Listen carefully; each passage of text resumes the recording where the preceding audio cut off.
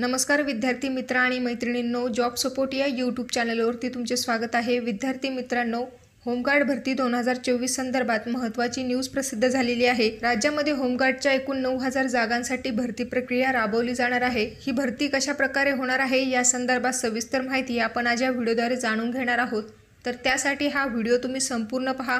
चॅनलवर का जर तुम्ही पहिल्यांदाच आला असाल तर चॅनलला सबस्क्राइब करा आणि हा व्हिडिओ आवडल्यास लाईक करा। असेच नवीन व्हिडिओ आम्ही तुमच्यासाठी घेऊन येत असतो। तुमचे जर काही प्रश्न असतील तर व्हिडिओला कमेंट करा आणि अशाच महत्त्वपूर्ण अपडेट्ससाठी आमच्या टेलिग्राम चॅनलवरती देखील जॉइन व्हा। त्याची लिंक व्हिडिओच्या डिस्क्रिप्शन बॉक्समध्ये देण्यात आलेली आहे। चला तर या ठिकाणी व्हिडिओला सुरुवात करूया।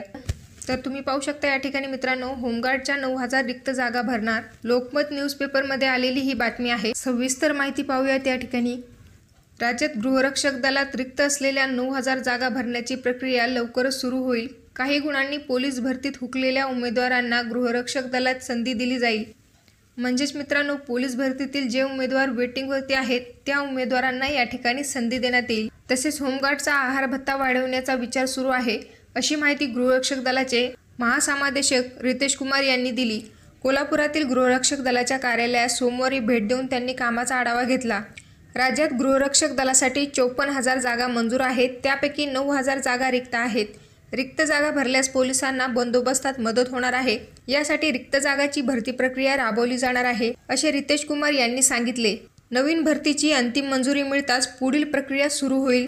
सध्या होमगार्डना कामाच्या दिवसाचे 670 रुपये मानधन दिले जाते, तर 100 रुपये आहार भत्ता दिला जातो। आहार भत्ता वाढवण्याची मागणी सुरू होती, त्यानुसार आहार भत्त्यात वाढ करण्याचा प्रस्ताव अंतिम टप्प्यात असून लवकरच यात वाढ होईल, असा विश्वास रितेश कुमार यांनी व्यक्त केला। तर मित्रांनो, अशा प्रकारे राज्यामध्ये होमगार्डच्या 9000 रिक्त जागा भरल्या जाणार आहेत। पोलीस भरतीतील वेटिंगमधील उमेदवारांना या ठिकाणी संधी दिली जाणार आहे। तसेच होमगार्डांना आपत्कालीन मदतीचे प्रशिक्षण दिले जाणार आहे। विशेषतः पूर परिस्थितीत नागरिकांना सुरक्षित ठिकाणी स्थलांतरित करणे, त्यांना पाण्यातून बाहेर काढणे, मदत केंद्राची उभारणी करणे या कामाचे प्रशिक्षण देण्याच्या सूचना रितेश कुमार यांनी दिल्या आहेत। त्यानुसार होमगार्डांना प्रशिक्षित केले जाणार असल्याची माहिती समादेशक तथा अप्पर पोलीस अधीक्षक जयश्री देसाई यांनी दिली। तर मित्रांनो, अशा पद्धतीने राज्यामध्ये होमगार्डच्या 9000 रिक्त जागा भरल्या जाणार आहेत। त्यासाठी लवकरच भरती प्रक्रिया देखील सुरू होणार आहे। यासाठी पोलीस भरतीतील वेटिंग लिस्टमध्ये असलेल्या उमेदवारांना संधी दिली जाणार आहे।